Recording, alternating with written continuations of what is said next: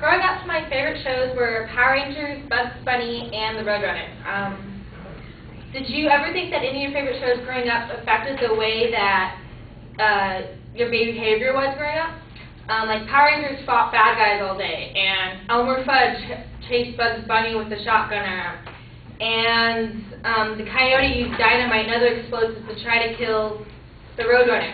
These shows and similar shows have violence throughout each episode. Found on the American Philosophical Association website, the National Television Study found that 60% of shows on broadcast and cable TV between the 90s showed some sort of violence.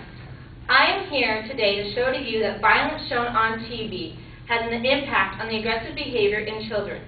First, I will begin by explaining how young minds are very vulnerable to violence, and then show how television teaches violent actions as being acceptable. To begin, I would like to clarify a few things. A child is one who is strongly influenced by someone and whose mind and morals are still developing. Aggressive behavior are actions, verbal or physical, that harm someone or something. To begin, a child's mind is very vulnerable to violence. Children usually cannot separate fiction from reality. In a study published in 1985 by psychologists Dr. Bushman and Dr. Anderson, and also recognized by the American Psychology Association, 577 first grade through third grade children were asked to score a list of 10 shows based on how close they were to reality.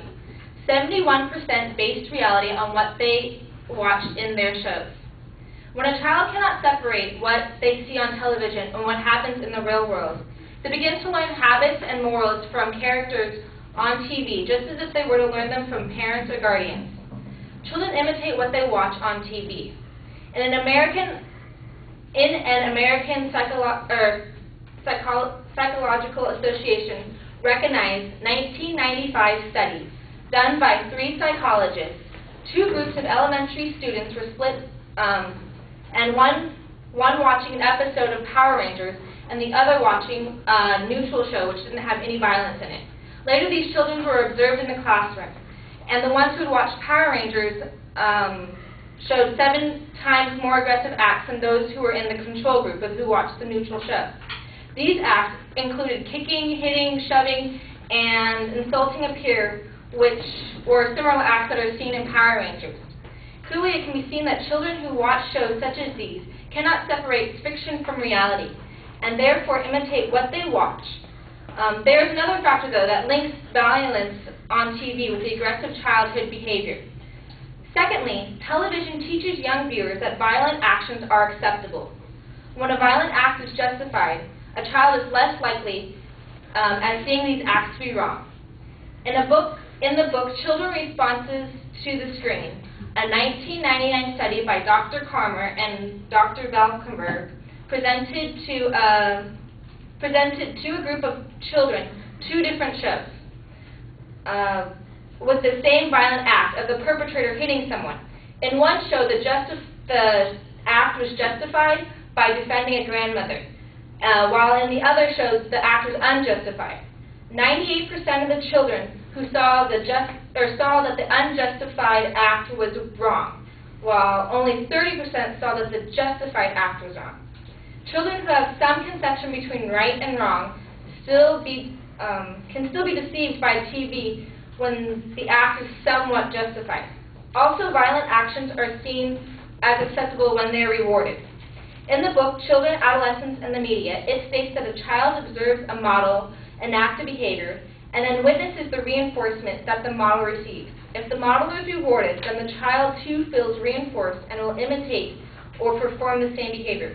Therefore, if a child were to see a violent act such as Spider-Man beating up a bunch of guys just to get a girl and a bunch of attention, they are likely to carry out that act or similar acts in order to get rewards such as Spider-Man would. With justification and rewards for violence acts on television, young viewers believe that acting in such a way is acceptable in the real world. As you can see, aggressive behavior is impacted by the violence seen on television. A child's mind is more vulnerable to violent acts, which keeps them from separating fiction from reality. and leading to their imitation of characters. Their vulnerability to imitate is then reinforced by justified and rewarded violent acts carried out by the characters. I would like to leave you with a few words by Dr. Raoul Huseman, a renowned psychologist at the University of Michigan. Not every child who watches a lot of violence will grow up to be violent. But just as every cigarette increases the chance that someday you will be getting lung cancer, every exposure to violence increases the chances that someday a child will behave more violently than they otherwise would.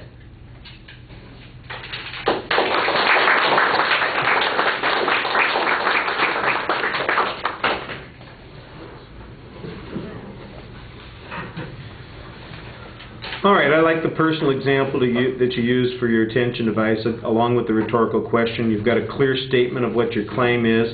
There's an excellent layout of the two supporting points that you're going to present. I think right at the end you addressed the question of whether or not all children are going to be treated equally, or if it's just some of them. But since you have that definition of a child at the very beginning, that seems a little late in the process to be making that argument. Maybe you want to start introducing those concepts earlier.